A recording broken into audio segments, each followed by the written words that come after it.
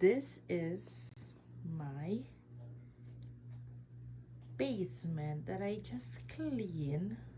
Yung mga shoes, hindi huwag nyo munang tingnan yung mga shoes na yan, makakalat. Pero ito yung mga toys. Tingnan mo, may damit pa rito. Ay hindi, boots pala yan.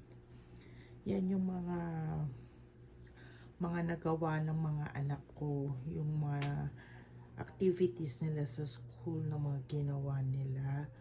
Ito yung second birthday ng anak kong lalaki. Para siyang babae, pero lalaki yan.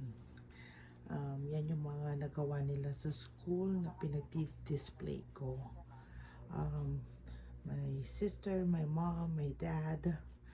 Yan, yung mga yan. Ito yung mga cups. Yung mga cups ng mga yan, mga plato.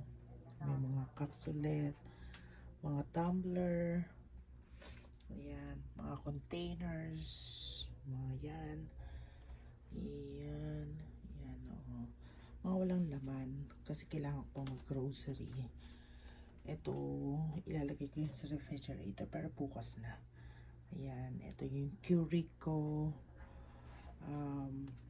Ito naman, yung glutalipo ko. Pagkatapos ko kumain, nag-glutalipo ako. Yan.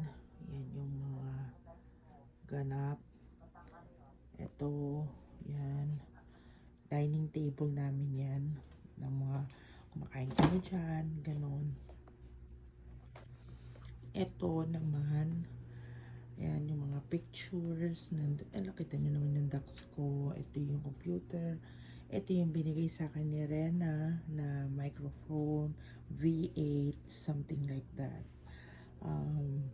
Dito naman, huwag na tingnan yung laundry ko kasi naglo-laundry ako eh. Ito yung mga damit ng mga anak ko. Yung mga damit ng mga anak ko nandyan. Tapos nandito tinatago ko tong mga yung mga regalo ko sa mga bata sa Pasko. Yan. And dito naman nandito yung TV. Wala namang gumagamit ng TV kasi hindi ko masyado pinapapanood yung mga anak ko ng TV. Buksan natin yung ilaw. Eto, nandito yung mga skincare ko. Sa mga buhok, may lighter pa rito. Para yan sa candle yung lighter, kaya nilagay ko dyan. Ayan, nandyan yung mga suklay. Sanitizer, kailangan yan. Kailangan natin yung sanitizer. Ito may binigay sa akin si Rena para siyang baul. Mga lalagyan na ng mga accessories, which is hindi naman ako ng accessories kasi allergic ako. So, yan, gagamit ako lang ng mga hair tie ko, ano naman pwede ko ilagay dyan. Ito yung mga madalas kong ginagamit, kaya nilagay ko dito separately. Ito naman, para to sa buhok ng anak ko. Pag nagkakaroon siya ng mga knots sa mga buhok, para madaling suklayin. Tapos, ito yung drawer ng anak ko. Ito sa anak kong babae. Ito yung anak ko sa lalaki.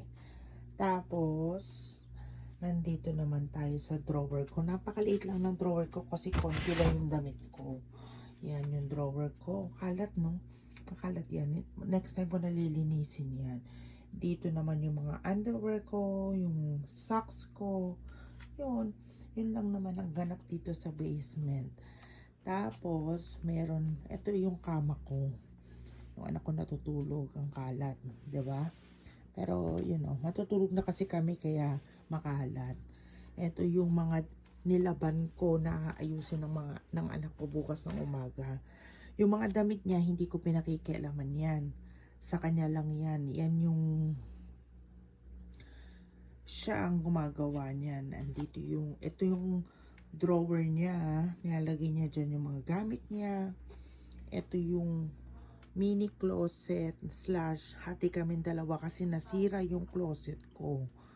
Nilalagyan ko, hangaran ko ng damit. So, hati kami. Yung dalawa sa akin, yung dalawa sa kanya. Yun ang mga gamit niya. May maliit siyang silya doon. Tapos mga mirror, kung ano man. Yung mga nagawa niya sa soccer, mga medals niya, nandyan din. Ayan siya, natutulog siya.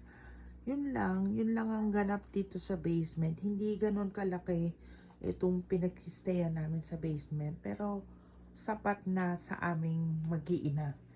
Yun lang. Salamat sa panonood. Thank you!